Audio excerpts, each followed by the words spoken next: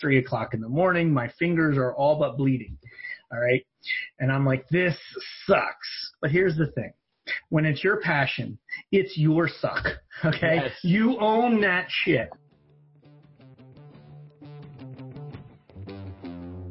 Hey guys, it's Donnie here, and I just want to let you know that we've recently launched a content development company, and this company helps people get social content. You know you need to put out a lot of content nowadays to get engagement out there in all your social platforms. Well, we've come up with a really cool way to help you get videos, blog posts, memes, social posters, and infographics for whatever social site you need. So check us out at successchamps.us and learn more about how you can get social content for your social media. Support for this podcast comes from Point Blank Safety Services and Blue Family Fund. Blue Family Fund, helping dependents of law enforcement families on their journeys. Blue Family Fund is a nonprofit that raises funds and offers financial support through higher education scholarships for dependents of law enforcement officers and by providing financial assistance for families of fallen law enforcement officers. Every dollar donated will go to the families of police officers, either through scholarships to dependents of police officers or as aid to fallen officers' families. Visit us at bluefamilyfund.com. You're listening to Donnie's Success Champions, where I believe everybody is on a journey. Life is all about the stories you can tell and teach later. You're going to hear the stories of people who have overcome hardships, failures in life to find success along their journey.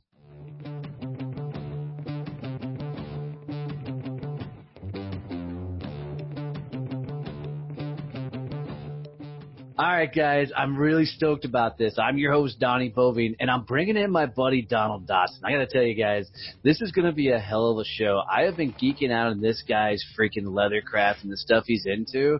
So stand by, guys. I'm going to give him hell about being a manly dude who stitches or does needlepoint for a living.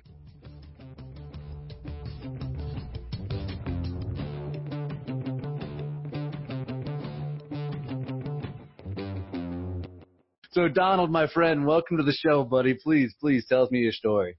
Hey, thank you for having me, first of all. I really appreciate that. And yeah, it's kind of weird how I even got involved in this. I've always been an artist of some sort. I was one of those kids who everybody wanted to be a fireman or a soldier, which I did actually end up being, or an astronaut. And I'm like, well, I don't want to get lost in space and have my eyeballs sucked out. I mean, come on. Or aliens. I mean, come on, that shit freaked the shit out of me. Anyway, so I always wanted to be an artist. Now, of course, my vision of what that meant, I'm not really sure, really jumped into my second grade brain. But I started drawing and usually doodling because, of course, like a lot of people, I was bored. I did like science. I wanted to be a scientist or an artist. So never did the science thing because there's just too much math involved. But anyway, so that's always been in my blood, to creating things. And I didn't quite get that I really, truly just like making shit. Like if, you mentioned how you're like kind of into blacksmithing or going to pursue that. And I'm like, oh, that is so cool. And, of course, my dad didn't help. He collected antiques and used them. So he would have like primitive blacksmithing tools, and we built a forge and we would make stuff. He had all these old woodworking tools and he would show me how to do things. So, everybody in our family was kind of a hands-on dude in terms of like making stuff. They were carpenters. My cousin makes screen printing for like all the big bands. I mean, we're talking 30, 40,000 t-shirt orders. Wow. So he's huge. Yeah. Yeah. So long story short, I get out of school and I was going to be actually a screen printer. That's where I'd kind of gone into the more commercial art. I really wasn't down with that whole like painting birds and freaking, Madonna and Child 15,000 zillion times. So Bob Ross wasn't going to be your future.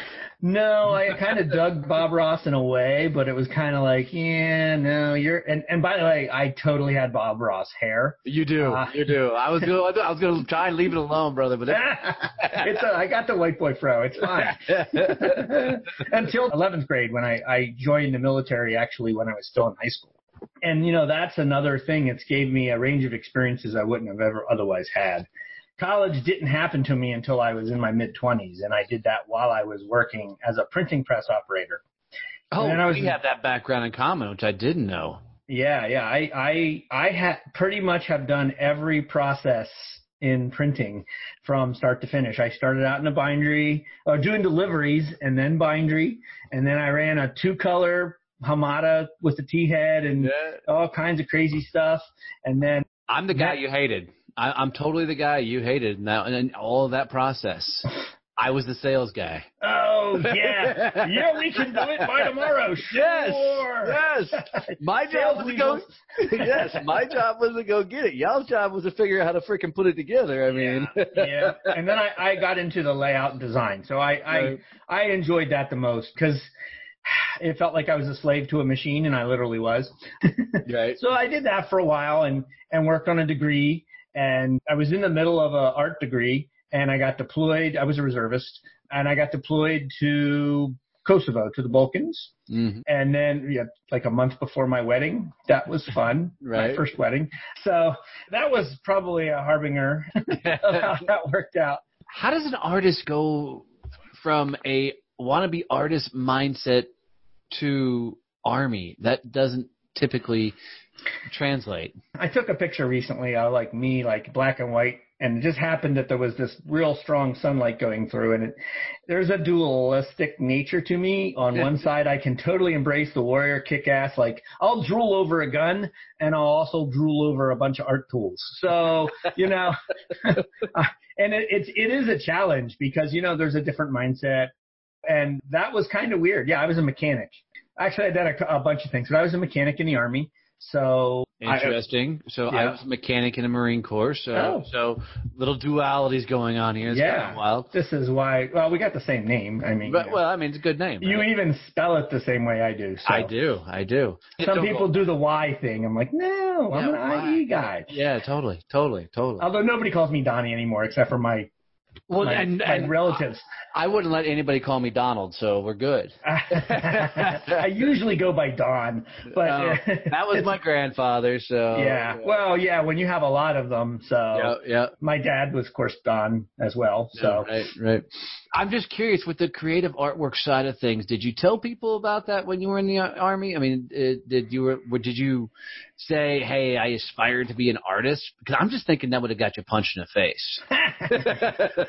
Well, you know, a good portion of my initial military, I was just reserves. So did my basic training, did my AIT. I was top of class in mechanics, believe it or not. And I'm not a dumb dude. So, you know, they would, of course, made me do paperwork. So I ended up being the guy who did ordering parts and did the oil analysis. And I didn't do a lot of wrenching, actually. But when you're when you're in the reserves, a lot of times these people have other jobs. So they're carpenters, business people. So it's all kind of a melange of people anyway, but I don't know, you know, people just accept you. It's funny, you know, that it's everybody has their thing, you know. I mean, hell, I went to AIT with guys who were in the Ku Klux Klan. That was kind of interesting. So yeah, no kidding, jeez. Yeah, and we had people of every color in our, you know, in our unit, in our AIT thing, and it was like, what's up with you dudes? Right, you know, right. You know.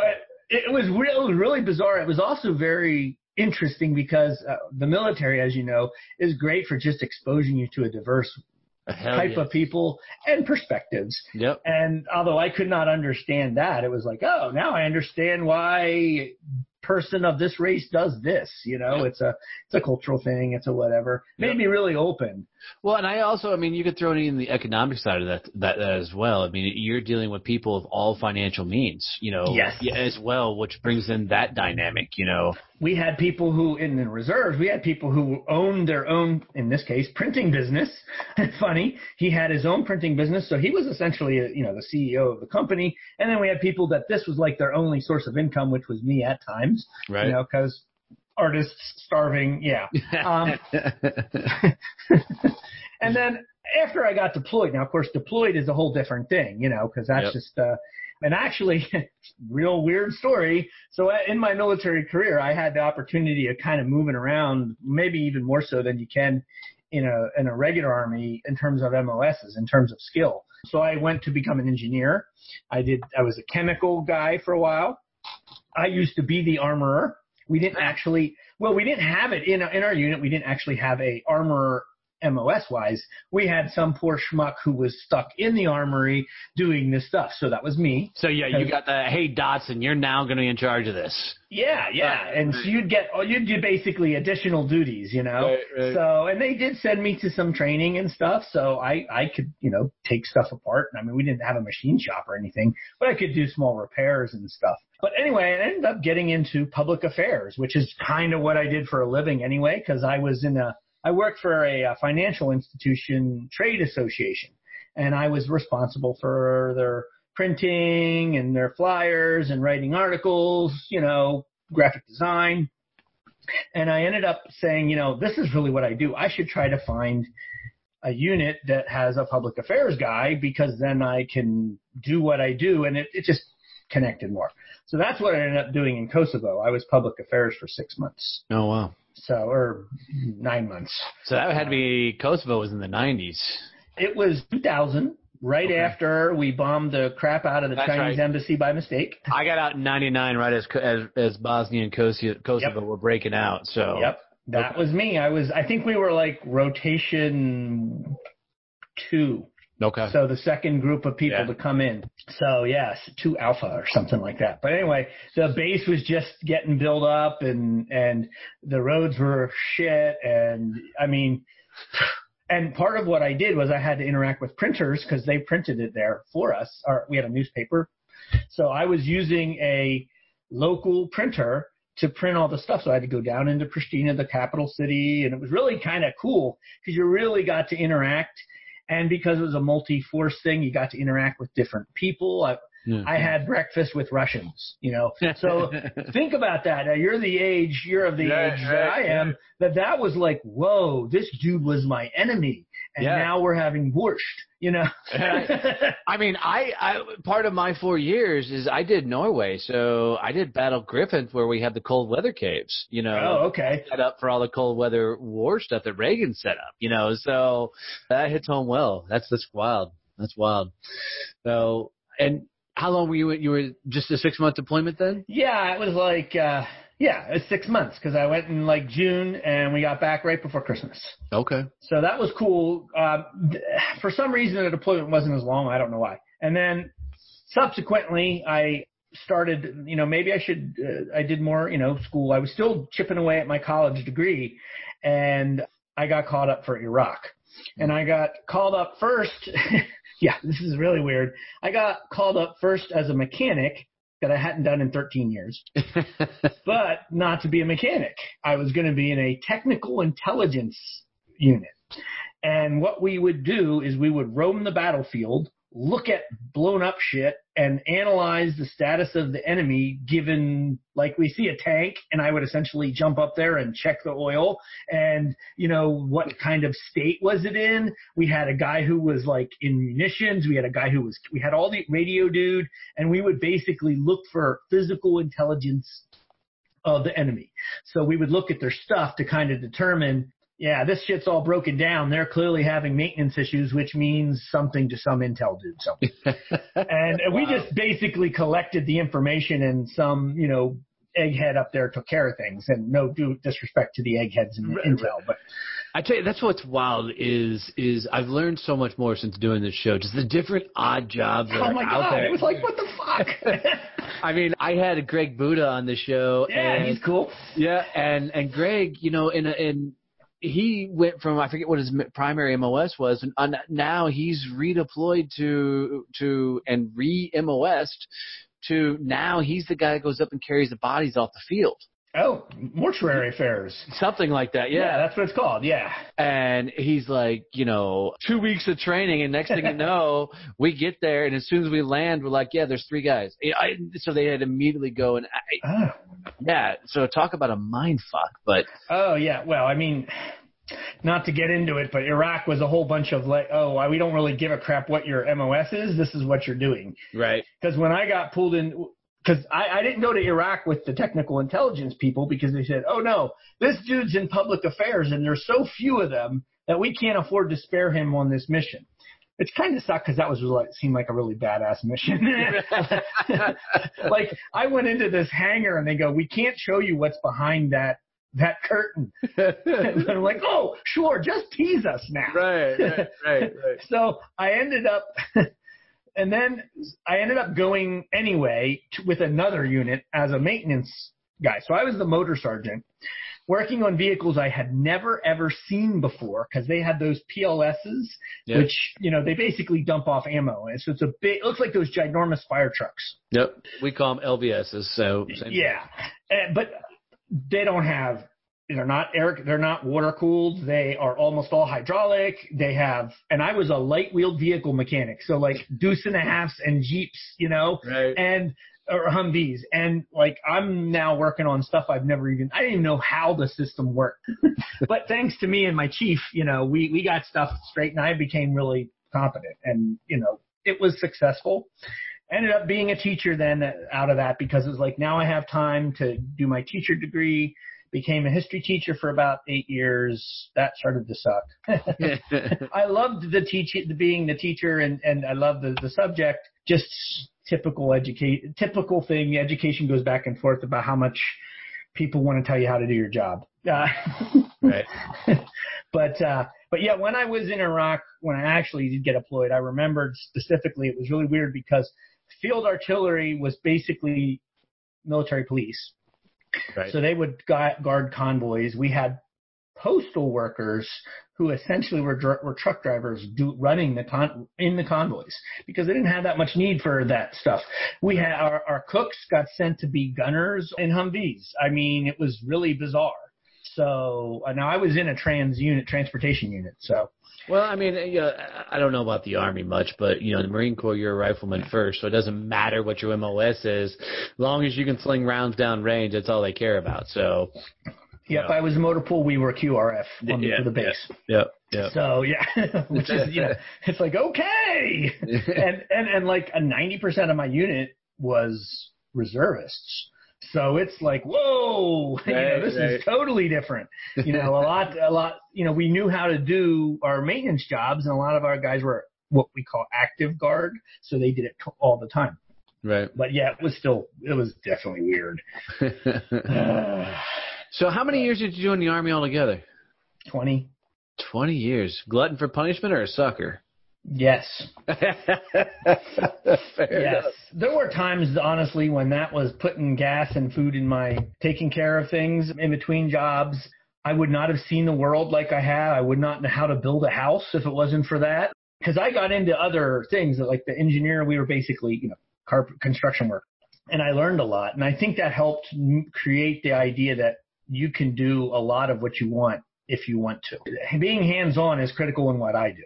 Right. Now. Right. So, because, it's art, but it's also you're doing stuff with your hands. You're not sitting there in some air-conditioned room with the painting, just sitting there going, now we make the happy trees,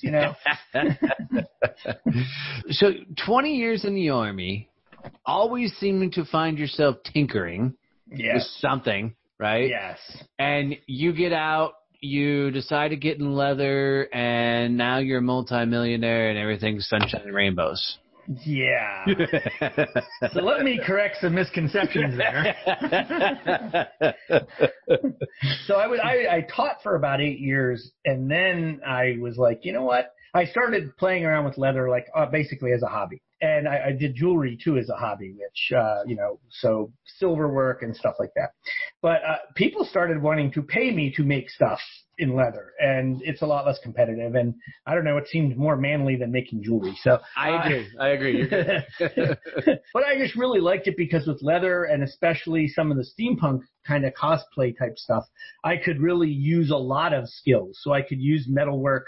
I could use, like, sometimes I make belts. I forge the links myself. Sometimes, I'm incorporating vintage parts. Sometimes you're using wood, whatever. I like to be able to bring all those different skill sets together to create a thing, whatever that is. And sometimes it might be I have to make a custom mold or jig to do a thing, and I have the carpentry skills to do that. So, but people started wanting to pay me, and I'm like, this could be a thing. And I saw one of those silly memes about, or maybe it was a video, and it like said, you know, this guy at age 50 started a company and da da da da da. This guy became an actor at 49. This person did, and you know, I was like 48. I was gonna say, and you were like, I'm 102. I can do this. Yeah, well, yeah, there was this guy. He's some Chinese dude who's like 80 or something, and he's a freaking model. Okay. And he looks, you've probably seen him. He looks badass, and I guess he designs his own clothing or some shit like that. But the bottom line is, I'm like, you know what? I'm going to do this before I am too old to do this. And, you know, my girlfriend and now wife was supportive. She's like, if you can manage to pay your own bills, I can take care of the house and all that other shit. So I decided, fuck it, I need to try. And here I am. So isn't it cool how everything you've done over your life has kind of come full circle to put everything you've learned into this craft and skill? Yeah, and I think that's something, and as a teacher, I used to tell students this. I said, we are training you for jobs that don't exist yet or you don't realize you might want to do. Right. So a lot of the bullshit stuff that you think is, why do I have to learn about this, mister? Well, you know what? You never know. And I am realizing it's like, wow, I'm glad I know how to bind a book. Well, I had people wanting me to make leather bound books. Like they want it bound up and tooled and stuff. And I knew how to do that from high school. So that trigonometry you learned, you know, in college, that's paying off for you? Yeah, well, I told you I'm not really great with the math. Yeah. Now, I never took trig, but algebra, actually, when I did I used to play around with, I was a web designer, so part of it is you had to do JavaScript, which is coding and stuff like that. And it's like, oh, this is where algebra comes in, because you had variables and you had to define the variables and do some sort of mathy magic stuff. And it's like, oh, that's where algebra comes in. Math, just for the record, math, it requires numbers. There's no letters in a math equation, and nor does there ever need to be. So. I know. I feel that, you know, I'm not a racist person, but I do feel that letters and numbers should not mix. I'm gonna borrow that. So now you're running your own company, doing leather work. Right. And you're building everything from cosplays to executive pouches, shoulder bags, yep, man purses, you know, and the whole 9 yards. What's it like running a small craft business? Fucking crazy. No, because, I mean, you've got, you know, I always talk about the solopreneur struggle is you've got if I even just concentrate on the stuff I'm making. So I'm making a deer skin possibles bag like a mountain man would carry. And then I've got people who want armor or a briefcase. And I don't even do any garments. So I stay away from vests, and the closest I do is hats. But pretty much stay away from that stuff. It's mostly accessories, so belts, wallets, all that crap. So, yeah, I got something as normal as a belt or a wallet, and then I got crazy shit that's got to have armor and all these other weird attachments on it. I had somebody who said, hey, here's some pictures of this video game armor. I want you to make it in real life. How fucking cool is that, though? If you think about it, I get to make fantasy reality, and we're not even talking about that other leather stuff I occasionally have to make, you know. So that in and of itself is like mind-blowing at times, because you've got to then learn about that game. I've made a bunch of things from games and movies where people want that, and they want it in leather, not because you could do it in foam or something cheap. Okay, I want that job. The job that, okay, I want you to make me this game dude's outfit. Well, that's going to require me for the next 3 months to do nothing but play this game, so I learn. You know? I wish that was in the budget, but, you know, I can now write some stuff off that I didn't think about. But that brings me to the other struggle is, yeah, I still got to do the taxes or pay somebody. I got to do my social marketing because I get 90% of my business is online from Facebook and Instagram and Etsy. You know, I do go to shows too, but a lot of my business is from that. And, that requires maintenance. I should be doing more podcasts with people. I just interviews because because I'm a putz. And, well, I'll tell the world. I don't mind. I had to freaking come get your ass. Yes, you did. You literally said, "What are you doing this week?" But, and that's the thing, though. I mean, and that, part of that's just me. It's like I'm sitting there going, okay, I know I basically have a standing invite to do a podcast with you, James Daniel Snow. There's a bunch of people who I could do podcasts with. And I'm like, I really should do that. Yeah. Well, so, I'm sure you're like me. I mean, I find myself, as I run my company is, all right, today I'm going to sit out and accomplish X, X, X, X, and X. And then you sit down, you start on X1, get going, and then something happens, and now you're at the end of the day, and you didn't even finish the first thing you started out to do, it's because everything hits you at once. You're fighting fires. Yeah. All day is fighting fires. And I think that's the other thing is like it's constantly, oh my God, I got to do all these things. And you described it perfectly. It's like, and some of it's my own fault, but it's like, I'll start this bag and, wait, I made this social media post and I have to respond to all that engagement. And then you're like, stitch, so you hardly get anything done, and it's one of those things. It's like, well, I can't let that sit too long. Otherwise, what's the point of doing that? So sometimes I get to the point where it's like, I really need to make stuff and I'm going to ignore all the business stuff until that thing gets done. Well, but you have to. I mean, and in your situation, unlike a lot, is you're handcrafting what you're making, right?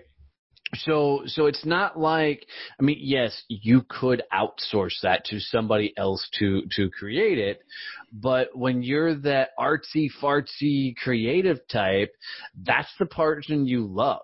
That's the fun part. Right. Why would seriously, why would I give up the thing that makes me happy? I get so fucking passionate about this shit. It's like, oh, this is so cool. You've ever had somebody describe something that you're totally not interested in? That's me. I got to do this, and then I did the double fly stitch to make it, which doesn't exist, by the way, but I just made that up, to do this thing, and I did this, and get two leather workers together, and you might as well just forget them, because they're going to sit there, have you tried this? This and this and that. It's, I get my brother-in-law's into making pipes, dude, and pipe makers are just as bad. Yeah, that's really kind of arcane even, Yeah.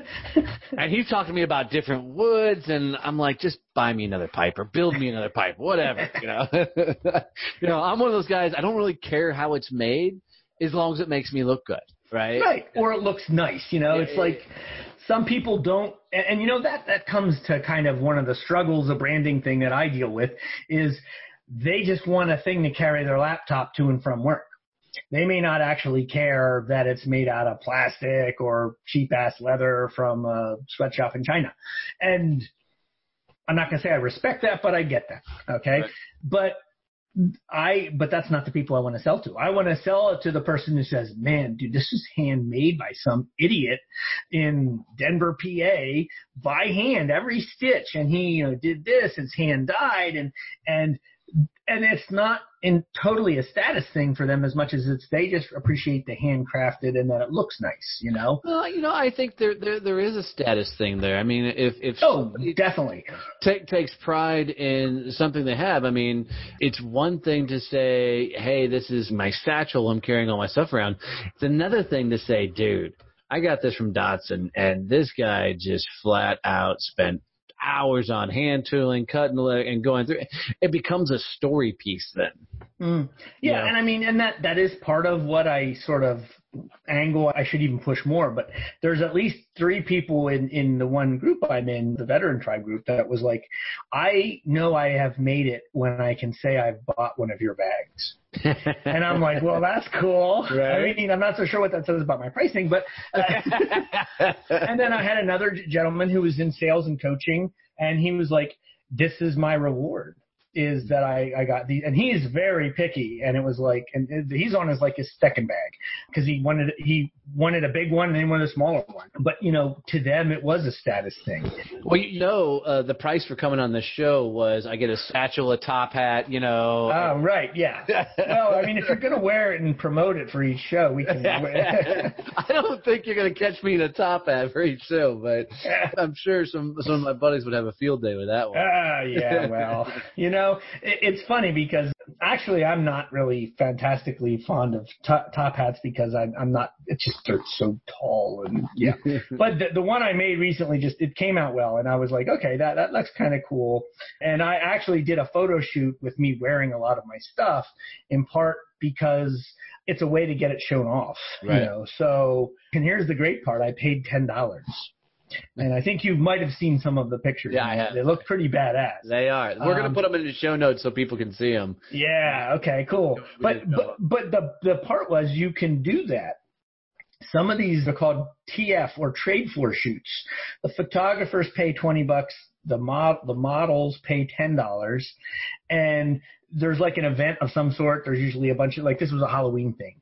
So a bunch of people just show up and they just take pictures of each other or of the different models, and you get free photos. They get a cool subject, somebody who's probably spent a lot of time putting either their costume together. But there were people who were standing in front of cars, like they were doing like a car ad or something like that. Crazy stuff.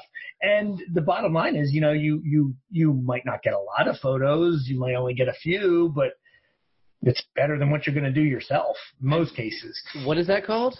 It's called a trade for. Oh, that's cool. Because you're trading modeling for photography, yeah. No, that's awesome. So now, the one part where I had to pose nude was kind of a little sketchy. I wasn't sure about that. Trust me, Donald, nobody wants to see that. No, nobody wants to see that. No.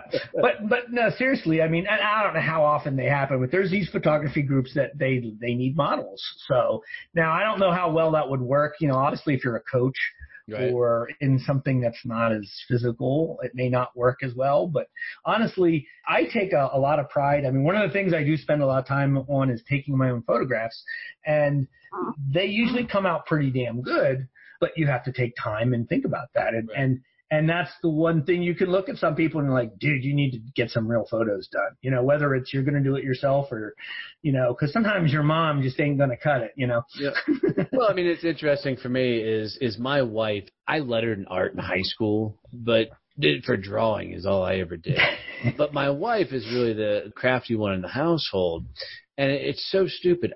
We can both take the same picture, sitting side by side, same camera and everything else. Mine looks like something a 2-year-old did, and yours looks like, this $1 million shot. All that we just got back from Ireland. And you can look at the pictures, and you can see the ones that I took, and you can tell the ones she took. Night and day. I just don't get it. And some of that one of the things I was actually considering doing a little ebook on is how to do visual posts that appeal. And a lot of that I learned in public affairs in the military is just about framing it in the camera, how you set it up. And it's not real crazy, but anybody who's been had a couple courses of art in college know the principles behind it. You just have to apply them. Right. But the whole presentation is important. Yeah. You'd totally lose me right as soon as you said follow this guide. I'd be like, okay, throw that to the side, and I'm just going to take a picture. We'll figure it out. Well, that's just my style. So, that's most guys' style. Come on. So I'm really curious because I've never done anything in the leatherwork craft at all. Making a satchel or something simple as a wallet. How many hours goes into creating stuff like that? Well, when size becomes an issue, especially when you're hand stitching everything, because you've got to, if it's big, then you've got to go all the way on that, all the way back. There's different kinds of stitches, but basically it's a version of a saddle stitch where you go through every hole. So you have to actually, that takes time. So I can stitch, depending on the bag, about 2 inches a minute, is how many I can cover. So if a bag has a perimeter of, say, 36 inches, all right, times 2, because I have to go all the way back through, And if I was doing it with 2 needles, it would just take twice as long. So that can tell you about, I'm looking at an hour and a half or something like that, just to do one half of it. And then I got however many times I got to sew those layers together. So there's a front, and then there's a middle, and then there's a back. All those are stitches. So all that, can add up. So I can spend easily 5 to 10 hours, not straight, but straight. If you put it all together, 5 to 10 hours on a simple bag. If there's tooling and design work, plus you got to dye the leather in many cases, all those things kind of add up. And so that's what's crazy is not only are you stitching, you're actually going in and hand tooling designs. And I've seen some of the designs; they're killer. I make all those holes by myself first too. So if you're punching the holes as well. You got to punch because the leather is so thick. That's bullshit. That whole people think you push it. No. That's why we make it out of leather, because it's strong. So yeah, I have a thing now. Granted, it's got 6 little. It's like a fork looking thing called a pricking iron, and I can go through and do a whole bunch all at once. It still takes 10, 15 minutes to make all the holes in the one piece first, and then you got to go through and do that, and then the tooling. Yep. And then throwing into account, the design time. Like if it's a brand new bag you've never created before, now you got to go. They always take longer. Yep. Yeah. And some people would look at it and go, why the hell don't you just buy a leather sewing machine? Why don't you buy the equipment? Why don't you buy all that? And I think I know the answer, but tell me why you don't go out and buy all the equipment and machines and automate all this. That's a great question on a lot of levels. There's certainly sort of a philosophical touchy-feely, I'm one with the leather when I sew. Bullshit. I enjoy that. There's a certain higher degree of control I can get by doing something by hand. So if I'm a stitch off and I need to go do something crazy, I can't do that on a machine. I can do that by hand. Machines actually have an inferior stitch compared to humans because it's a lock stitch, and I could literally cut one thread and pull the whole bag apart. If I do it by hand, you can't do that because the stitches are locked together. So there's a technique thing, and there's no machine that can do that. But there's still the time factor, and that's a big part. And money, that's the other thing. A leather machine is going to cost $4,000. Yeah. So I'm definitely not in the spending $4,000 level. And then the other thing is, I'm not saying I'm never going to buy a leather machine. I will for some stuff like wallets and stuff where people are like, whatever. I sit on it all day. Who cares? So there's certain things that it's just not like sewing a belt. For God fucking sake. First of all, why? I don't know. There's no reason to stitch a belt unless you're using 2 pieces put together. But that's a lot of really boring, tedious stitching that means nothing. There's no value to it in terms of it helps do this, or, it's a complicated shape. No, it's just a straight line. Sew that on a machine because nobody cares. The tooling they care about.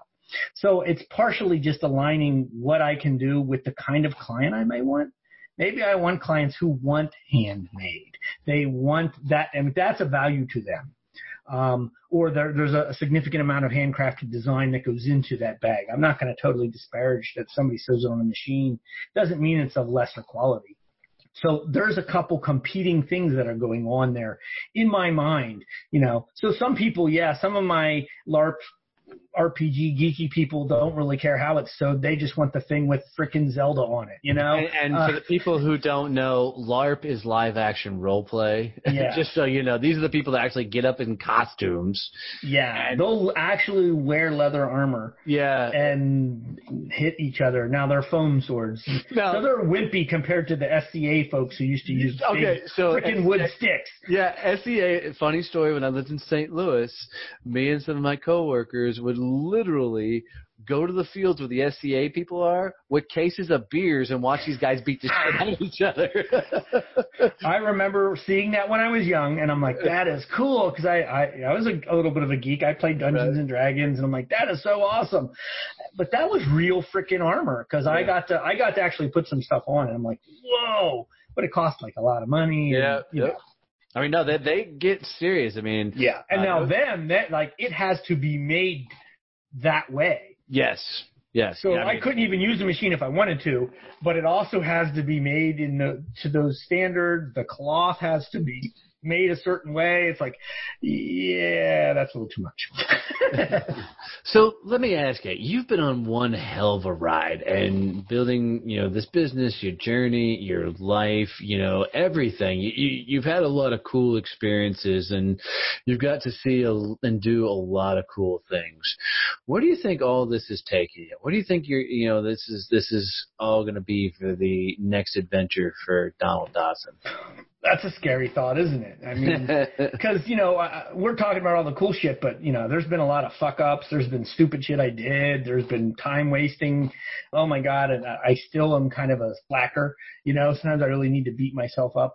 But that's the part that I'm really struggling with, honestly, is like, where do I take this? Because I do realize that unless I raise my prices to a level where actually I'm uncomfortable with, I'm not sure how I can really be that totally awesome and sort of independent unless I do something bigger and scarier. So I have to scale. Yep. So I either got to get an assistant or get some machinery or a combination of both. I mean, my dream, we all have these crazy dreams and that gives you something to shoot for. My crazy dream is to have like a huge studio with people who do weird, fucked up shit like I do, all working together. So there'd be a costume person who, like a seamstress, who would make cool costumes. You got a guy who makes a blacksmith. You've got all these sort of crafty, crazy, awesome shit all together in one building, and we all sort of help each other. And I sit back there and say, you're making that suit of armor for that dude, and you're doing this. And like, one of my idols, believe it or not, is Da Vinci. Leonardo da Vinci had a whole stable of assistants and apprentices who did work. So he'd sit there and go, I think I'm going to make an armored tank thing, like a turtle, and here's the model, make it. So the ideas could become reality. Because for somebody like me, part of the big passion is making shit. And I can only make so much shit because there's just me. So having the ability to delegate that, and yeah, I'd be dipping in and doing the cool fun stuff too. But it's like, yeah, you can sand all the crap off of that barrel while I go over here and do the more fun thing and flirt with this woman, So because, that's the fun. I wanna be the originator of cool shit.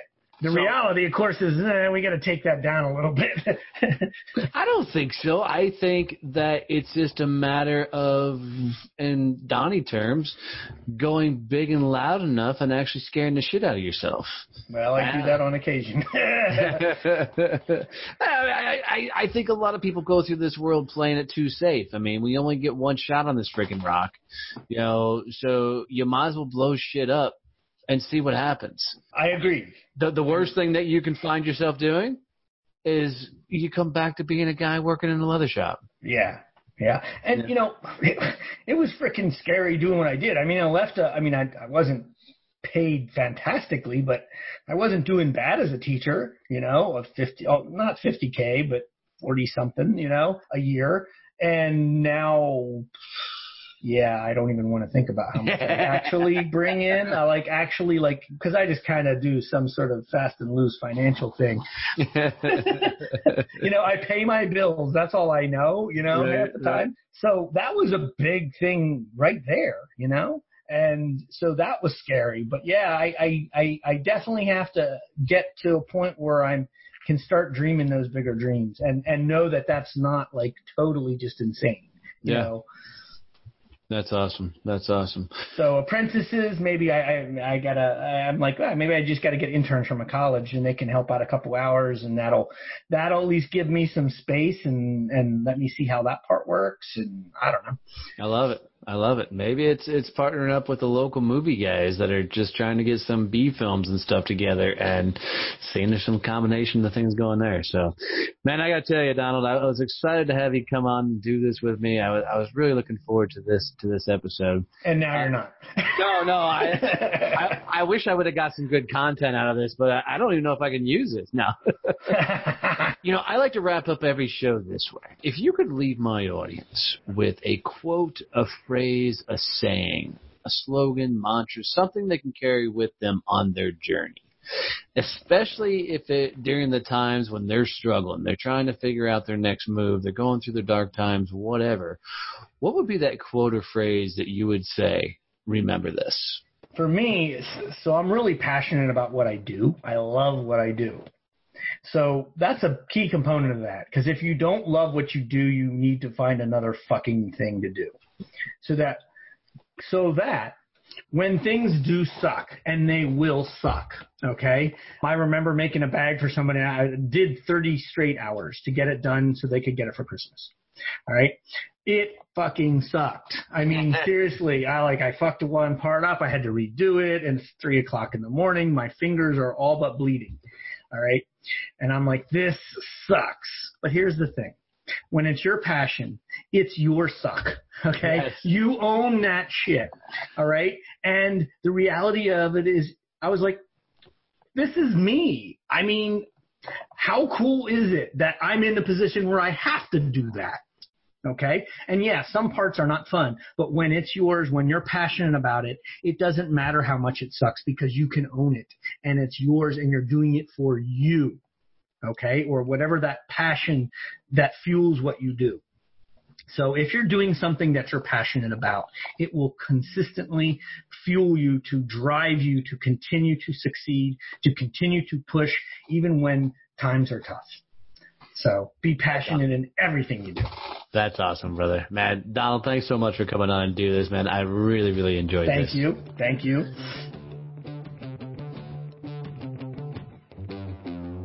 Thanks for listening to Donnie's Success Champions podcast. If you'd like to hear more about our current guest today, or if you'd like to hear stories from our other guests on the show, come hang out with us on our website at successchampspodcast.com.